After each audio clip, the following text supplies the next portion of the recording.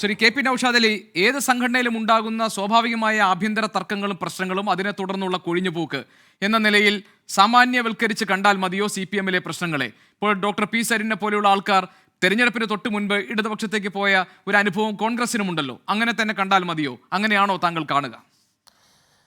ഇവിടെ ഗോപീകൃഷ്ണൻ ഇവിടെ മുമ്പ് ശങ്കരാടിയുടെ കഥാപാത്രം ഈ INSPയിൽപ്പെട്ട ആളുകളെ വല്ല ഗർഭക്കേസിലോ പെണ്ണ് കേസിലോ മോഷണ കേസിലോ ഒക്കെ കുടുക്കി അവരെ ഇകഴ്ത്തി ജനമധ്യത്തിൽ താറടിച്ച് കാണിക്കണമെന്ന് പറഞ്ഞത് ഇപ്പോൾ അറം പറ്റി കമ്മ്യൂണിസ്റ്റ് പാർട്ടിക്കകത്ത് CPMനകത്തെ ആളുകൾ പരസ്പരം സ്ത്രീ വിഷയങ്ങൾ, മണ്ണ്, പെണ്ണ്, പൊന്ന് ഇതൊക്കെ പരസ്പരം ആരോപിച്ചുകൊണ്ട് അവർ തല്ലിപ്പിരിഞ്ഞു പോകുന്ന ഒരു കാഴ്ചക്കാണ് നമ്മൾ സാക്ഷ്യം വഹിക്കുന്നത്. ഇത് CPMനകത്ത് നിന്ന് CPMനെസ്, കമ്മ്യൂണിസം എന്ന അന്തസത്ത എപ്പോൾ ചോർന്നു പോകുന്നുവോ, എവിടെയൊക്കെ ചോർന്നു പോയിട്ടുണ്ടോ അവിടെയൊക്കെ ആ പാർട്ടി നശിച്ചു പോയിട്ടുണ്ട്. ബംഗാളിലും ത്രിപുരയിലൊക്കെ അത് ചോർന്നപ്പോഴാണ് ആ പാർട്ടി അവിടെ നിശേഷമില്ലാതായത്. കേരളത്തിലും അതിൻ്റെ വഴിയാണ് പോകുന്നത് എന്ന് നമ്മൾ മനസ്സിലാക്കേണ്ടിയിരിക്കുന്നു. ഞാൻ കമ്മ്യൂണിസ്റ്റ് പാർട്ടികളുടെ ഒരു പാരമ്പര്യത്തെയൊന്നും ഞാൻ ചോദ്യം ചെയ്യുന്നില്ല. അവർക്ക് സ്വതന്ത്രപൂർവ്വ ഇന്ത്യയിൽ തന്നെ വിപുലമായ സാന്നിധ്യമുണ്ടായിരുന്നു. മദിരാശിയിൽ ശിങ്കാരവേലൻ, ബോംബെയിൽ ഡാങ്കെ, UPയിൽ പിന്നെ ഷൗക്കത്ത് ഉസ്മാനി, അതുപോലെ തന്നെ മുസഫർ അഹമ്മദ് ബംഗാളിൽ നയിക്കുന്നു, ഗുലാം ഹുസൈൻ സിന്ധിൽ നയിക്കുന്നു. ഇങ്ങനെയൊക്കെ വലിയ സാന്നിധ്യമുള്ള കാൺപൂരിലും ലാഹോറിലും മീററ്റിലും ഒക്കെ അട്ടിമറിയൊക്കെ നടത്തി സ്വാതന്ത്ര്യ സമരത്തിലൊക്കെ പങ്കാളിത്തമൊക്കെ വഹിക്കാൻ ശ്രമിച്ച ഒരു പാർട്ടി തന്നെയാണ്. പക്ഷേ അന്നും അവർ ഗാന്ധിയെ പരസ്യമായി ബോയ്ക്കോട്ട് ചെയ്യാൻ ശ്രമിക്കുന്നു. പിന്നെ എല്ലാ കാലത്തും ഹിസ്റ്റോറിക്കൽ ബ്ലണ്ടറുകളിലൂടെ കമ്മ്യൂണിസ്റ്റ് പാർട്ടി നീങ്ങിയതിൻ്റെ ഭാഗമായിട്ട് അവർക്ക് വലിയ ശോഷണം സംഭവിച്ചിട്ടുണ്ട്. കൽക്കട്ട തീസിസ് ഉണ്ട്, 1964 കോൺഗ്രസിനെ ചൊല്ലിയുള്ള പിളർപ്പുണ്ട്, സംഘപരിവാറിനോടൊപ്പം ചേർന്ന 77 89 CPMൻ്റെ ഭരണമൊക്കെ ഉണ്ട്. അങ്ങനെ പല ശോഷണങ്ങളും ആ പാർട്ടിക്ക് സംഭവിച്ചിട്ടുണ്ടെങ്കിലും ആ പാർട്ടിക്കകത്ത് നിന്ന് അവരുടേതായ പ്രത്യേകതകൾ ഒഴിഞ്ഞു പോകുന്ന ഘട്ടത്തിലാണ് അവരില്ലാതാകുന്നത്.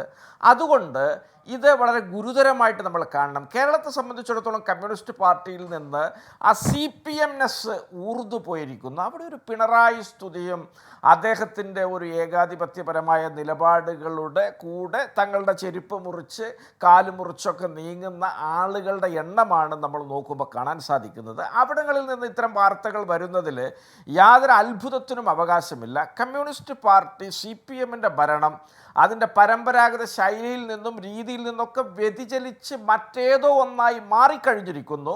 ഒരു ബൂർഷ്വാ പാർട്ടി എത്തരത്തിൽ രൂക്ഷമായിട്ട് പെരുമാറുമോ ആ തലത്തിലേക്ക് CPMൻ്റെ എല്ലാ വികസന അവരുടെ ഭരണതലത്തിലുള്ള ഇടപെടലുകളും മാറിക്കഴിഞ്ഞു. പിണറായി വിജയൻ്റെ രാഷ്ട്രീയം മുഴുവൻ ലാഭേച്ഛ മാത്രം മുൻനിർത്തിയുള്ള ഏത് വർഗീയതയെയും എപ്പോൾ വേണമെങ്കിലും പുണരാൻ സന്നദ്ധമായിട്ടുള്ള കേന്ദ്രത്തിലെ മോദിക്ക് ആനുപാതികമായിട്ട് കേരളത്തിൽ മുന്നോട്ട് പോവുക എന്ന ലക്ഷ്യവുമായിട്ട് പോകുന്ന ഒരു രീതിയാണ് അദ്ദേഹത്തിൻ്റെ.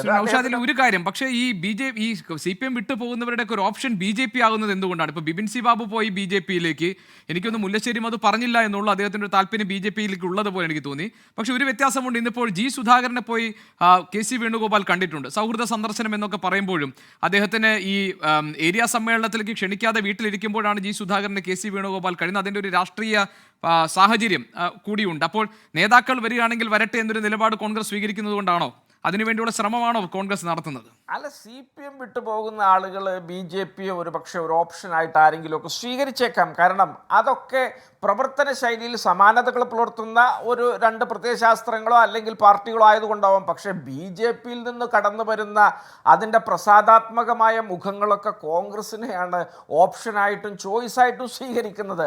അപ്പോൾ ഇവർ CPMകാർ കുറേ പേര് BJPയിലേക്ക് പോകുന്നതുകൊണ്ട് BJPയുടെ നില ഭദ്രമാവുമെന്ന് നിങ്ങൾ കരുതണ്ട. പിന്നെ KC വേണുഗോപാൽ ഈ രാജ്യത്തെ ഏറ്റവും മുതിർന്ന ഒരു രാഷ്ട്രീയ നേതാക്കളിലൊരാളാണ്. അദ്ദേഹത്തിൻ്റെ പാർലമെൻറ്റ് മണ്ഡലമാണ് ആലപ്പുഴ.